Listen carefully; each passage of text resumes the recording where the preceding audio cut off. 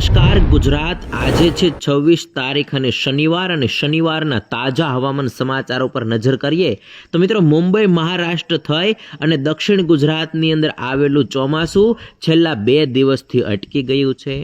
મિત્રો હવે આ ચોમાસું ફરીથી ક્યારે સક્રિય થશે એના ઉપર તારીખ આવી રહી છે। હવામાન વિભાગે કહ્યું હતું કે 2 થી 3 દિવસની અંદર આ ચોમાસું છે એ ફરીથી એક્ટિવ થશે અને આગળ વધશે। એમણે પણ મિત્રો તારીખની અંદર ફેરફાર કર્યો છે અને હવે કહ્યું છે કે 3 થી 4 દિવસ લાગી શકે છે અને ત્યાર પછી આ ચોમાસું છે એ આગળ વધી શકે છે। વેધર મોડલની વાત કરીએ તો વેધર મોડલની અંદર પણ 27 તારીખથી વાતાવરણની અંદર સુધારો આવવાની શક્યતા બતાવવામાં આવતી હતી, પરંતુ એ શક્યતાની અંદર પણ ફેરફાર થયો છે અને હવે આવતીકાલે સાંજ પછી વાતાવરણની અંદર ફેરફાર થઈ શકે છે અને અરબી સમુદ્ર મિત્રો જે રીતે પહેલા મોડલની અંદર વધારે એક સાથે સક્રિય થવાની શક્યતા બતાવતા હતા એ હવે ઘટી છે અને અરબી સમુદ્ર છે એ પણ આવતીકાલથી ધીમે ધીમે સક્રિય થશે અને અરબી સમુદ્ર સક્રિય થશે એની સાથે બંગાળની ખાડી છે એ પણ મિત્રો 2 જુલાઈ પછી સક્રિય થશે, પરંતુ એની વચ્ચે મધ્ય ભારતની અંદર એક સિસ્ટમ બનેલી છે, અપર એર સાયક્લોનિક સર્ક્યુલેશન બનેલું છે, એ સક્રિય થવાનું છે, એક્ટિવ થવાનું છે, જેમને કારણે ગુજરાતની અંદર 29 તારીખ પછી વરસાદના વિસ્તારો અને ચોમાસાની એક્ટિવિટીમાં વધારો થશે। જોકે હજી પણ ગુજરાતના લોકોએ 2 દિવસ સુધી રાહ જોવી પડશે। આજે 27 તારીખ અને 28 તારીખ રાહ જોવી પડશે, ત્યાં સુધી ગુજરાતની અંદર સારો વરસાદ છે એ નોંધાશે નહીં। તેમ છતાં પણ મિત્રો અપર એર સાયક્લોનિક સર્ક્યુલેશન અને ક્લાઉડનો ઘેરાવો ગુજરાતના અમુક વિસ્તારોની અંદર આવી જવાને કારણે અમુક સેન્ટરની અંદર વરસાદ વાવણી લાયક વરસાદ થવાની શક્યતાઓ રહેલી છે। ગઈકાલે રાજકોટના કેટલાક વિસ્તારોની અંદર વાવણી લાયક વરસાદ પડ્યો હતો, એ સિવાય ગુજરાતના બીજા વિસ્તારોની અંદર વરસાદ છે એ પડ્યો હોય એવા અહેવાલ આવ્યા ન હતા। આજની વાત કરીએ તો આજે પણ ગુજરાતના ઘણા સેન્ટરોની અંદર છૂટો છવાયો વરસાદ પડશે। મોડલની અંદર તમને વધારે સ્થિતિ જણાવવાનો છું, એટલા માટે ખાસ વિડીયોને જોતા રહેજો। એ પહેલાં મિત્રો પરેશભાઈ ગોસ્વામીએ પણ કહ્યું છે કે હવે પછી આવતીકાલથી એટલે કે 28 તારીખથી વાવણી લાયક વરસાદનો ત્રીજો રાઉન્ડ છે એ ચાલુ થશે।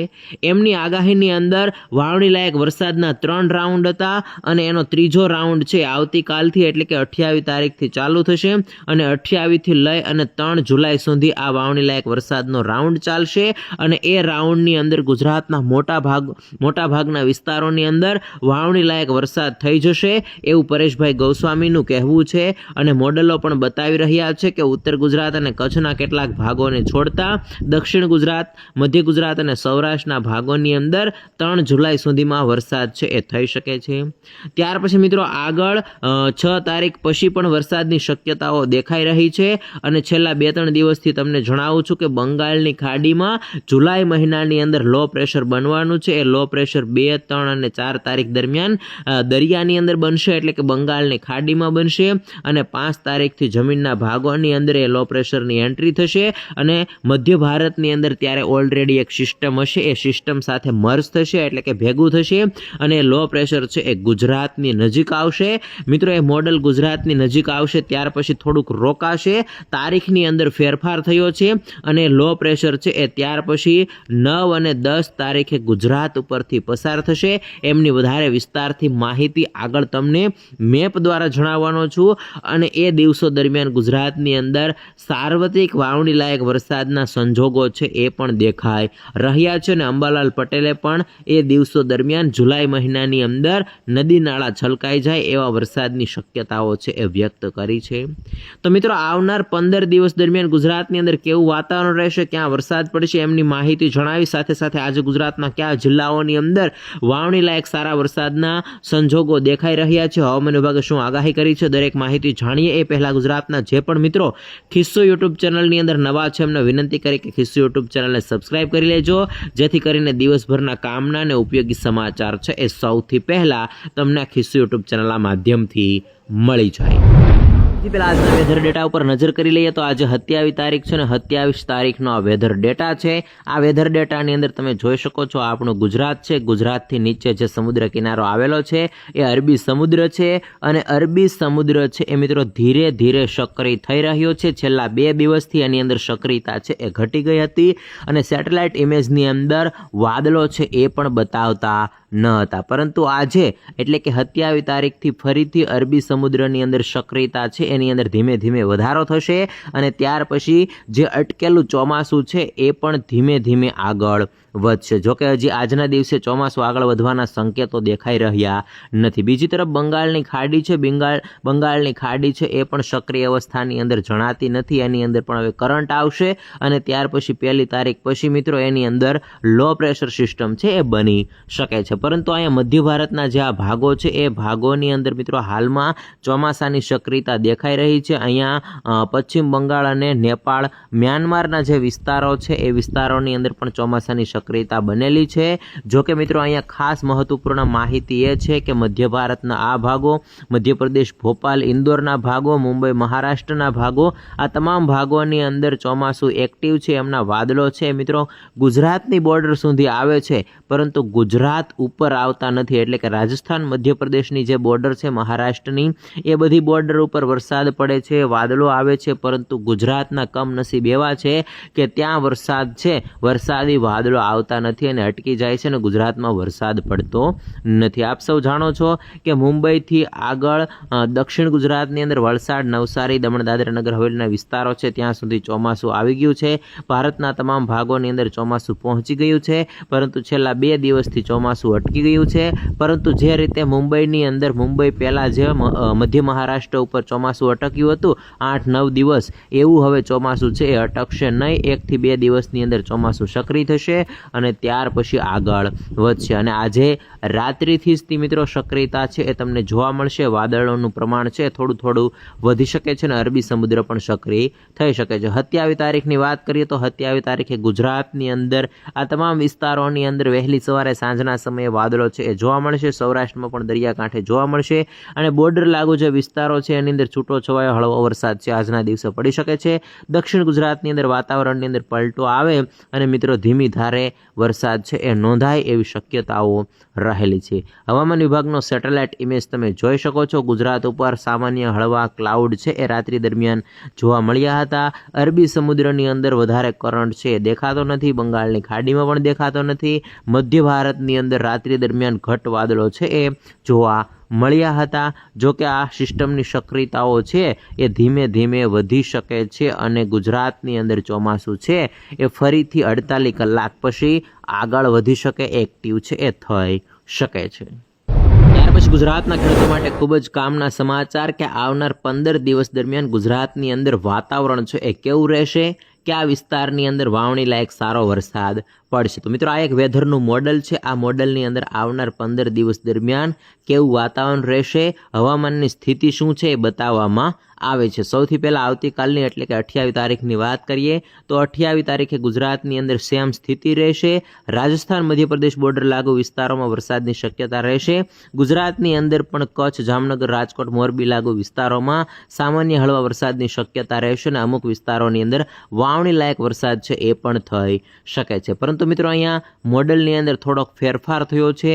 27 તારીખથી મોડલ વધારે મજબૂત થવાના હતા, એ મજબૂત થયા નથી અને 28 તારીખે પણ અરબી સમુદ્રની અંદર જે સક્રિયતા પહેલાં મોડલો બતાવતા હતા એ સક્રિયતા ઘટી ગઈ છે. તેમ છતાં પણ 28 તારીખે અરબી સમુદ્ર છે એ ગુજરાતની નીચે થોડોક વધારે સક્રિય થયો છે. ત્યાર પછી 29 તારીખની વાત કરીએ તો તમે જોઈ શકો છો 29 તારીખે અહીંયા બેલગાવ છે, ત્યાર પછી સોલાપુર છે, ત્યાર પછી અહીંયા નીચેના જે વિસ્તારો છે તિરુવનંતપુરમ છે, કેરળ છે, આ બધા વિસ્તારોની અંદર અરબી સમુદ્ર સક્રિય થયો છે અને ત્યાં ભારે વરસાદ છે એ પણ પડશે. મિત્રો આ અરબી સમુદ્રની સિસ્ટમ મધ્ય ભારતની અંદર અપર એર સાયક્લોનિક સર્ક્યુલેશન છે એની સાથે કનેક્ટ થઈ અને આ તમામ વિસ્તારોની અંદર વરસાદ છે એ પડી રહ્યો છે.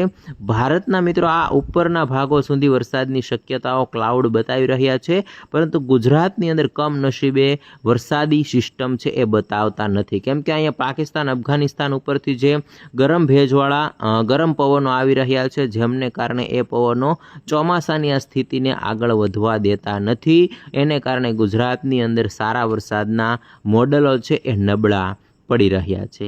ત્યાર પછી મિત્રો અહીંયા 30 તારીખનો વેધર ડેટા ઉપર નજર કરીએ તો 30 તારીખે તમે જોઈ શકો છો અરબી સમુદ્રવાળી સિસ્ટમ થોડીક ઉપર આવશે અને આ સિસ્ટમ પણ ઉપર આવશે, જેમને કારણે સૌરાષ્ટ્રના કેટલાક ભાગો અને દક્ષિણ ગુજરાતના કેટલાક ભાગોની અંદર વરસાદની શક્યતાઓ બનશે। ત્યાર પછી 1 જુલાઈની વાત કરીએ તો 1 જુલાઈના રોજ ગુજરાતની અંદર સૌરાષ્ટ્ર અને દક્ષિણ ગુજરાતના ઘણા બધા ભાગોની અંદર વાવણી લાયક સારો વરસાદ થાય એવી શક્યતાઓ મોડલની અંદર દેખાઈ રહી છે। મિત્રો 28 તારીખથી જે શક્યતાઓ હતી એ 1 તારીખે ગઈ છે। આ મોડલની અંદર થોડોક ફેરફાર થયો છે, તેમ છતાં પણ ગુજરાતની અંદર વરસાદ આવવાની શક્યતાઓ હજી મોડલો બતાવી રહ્યા છે। 1 તારીખની વાત કરીએ તો 1 તારીખે અહીંયા ભરૂચ, સુરત, વલસાડ, દમણ, દાદરા નગર હવેલીના વિસ્તારો, ભાવનગર, મહુવા, દીવ, તળાજા, દીવ, પોરબંદર, જૂનાગઢના વિસ્તારોની અંદર સારા વરસાદના સંકેતો છે એ દેખાઈ રહ્યા છે।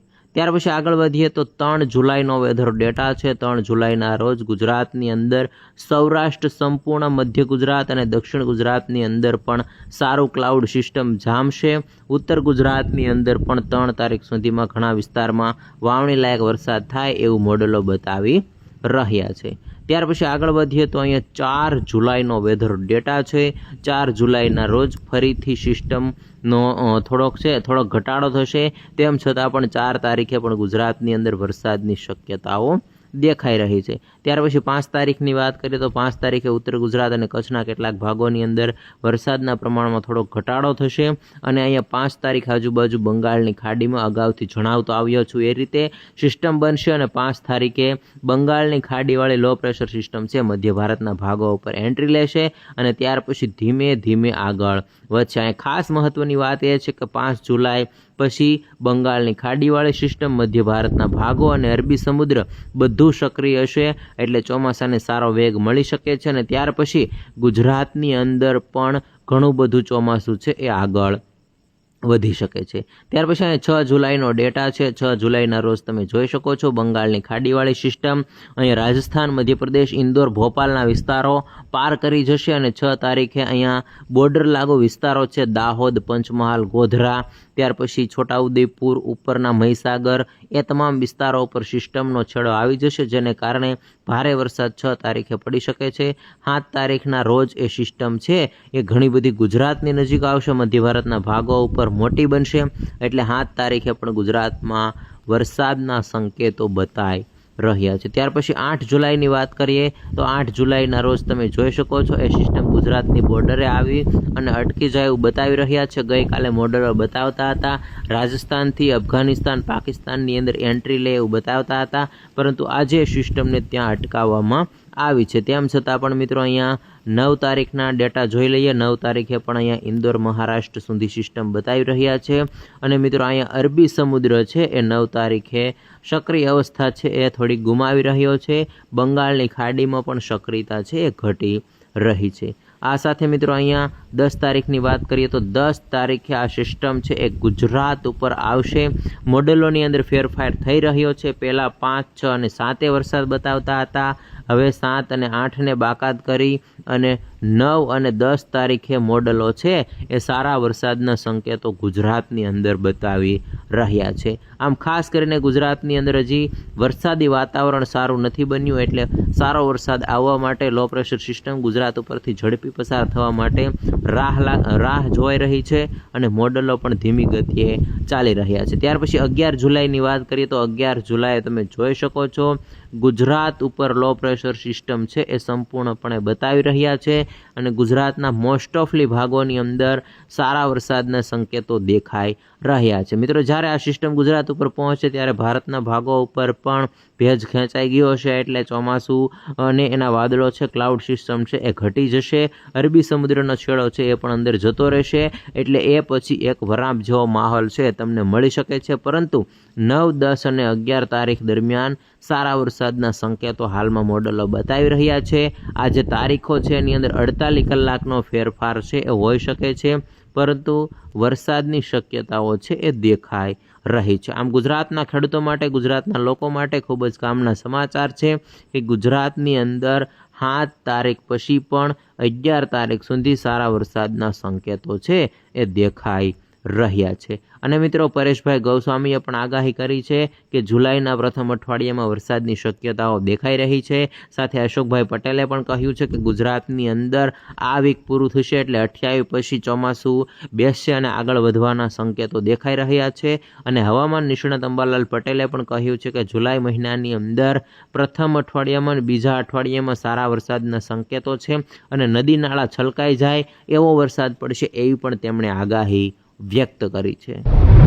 હવે હવામાન વિભાગની લેટેસ્ટ આગાહી ઉપર નજર કરીએ તો 26 જૂન 2026ના રોજ ઇવનિંગના સમયે એટલે કે સાંજના સમયે મોસમ વિભાગ કેન્દ્ર અમદાવાદ દ્વારા ગુજરાતની અંદર વરસાદને લઈને નવી આગાહી છે એ કરવામાં આવી છે। અને આ આગાહીની અંદર છેલ્લી 24 કલાક દરમિયાન ગુજરાતની અંદર જે વરસાદની સ્થિતિ રહી હતી એની માહિતી આપેલી છે। એની અંદર ગુજરાતની અંદર ગુજરાત રિજનની અંદર સૌરાષ્ટ્રની અંદર અમુક વિસ્તારોની અંદર હળવો વરસાદ પડ્યો હતો એની માહિતી છે। બાકી કચ્છની અંદર ડ્રાય વેધર એટલે કે સૂકું વાતાવરણ રહ્યું હતું એની માહિતી આપેલી છે। આ સાથે મિત્રો આખા ભારતની અંદર વરસાદની જે સિસ્ટમો બનેલી છે એની માહિતી આપેલી છે। એની અંદર વરસાદનું જે ચોમાસું છે એ કઈ જગ્યા ઉપર પહોંચ્યું છે એની જે લાઇન છે એની માહિતી આપેલી છે। ત્યાર પછી ચોમાસું આગળ વધવા માટેની ફેવરેબલ કન્ડિશનો છે એની માહિતી આપેલી છે અને રાજ્યની માહિતી આપેલી છે। એની અંદર ગુજરાતની અંદર પણ 3 થી 4 દિવસની અંદર હવે ચોમાસું આગળ વધશે એની માહિતી આપેલી છે।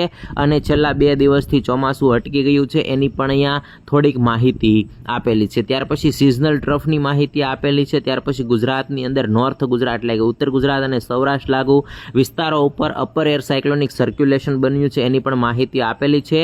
અને એક ટ્રફ બનેલો છે એમની માહિતી આપેલી છે। અને આના ભાગરૂપે એટલે કે અપર એર સાયક્લોનિક સર્ક્યુલેશન બનેલું છે એના ભાગરૂપે ગુજરાતની અંદર સામાન્ય હળવા વરસાદની આગાહી કરવામાં આવી છે। અને એ આગાહીના ભાગરૂપે ગુજરાતની અંદર રેનફોલ ડિસ્ટ્રીબ્યુશનની માહિતી છે એ આપવામાં આવી છે।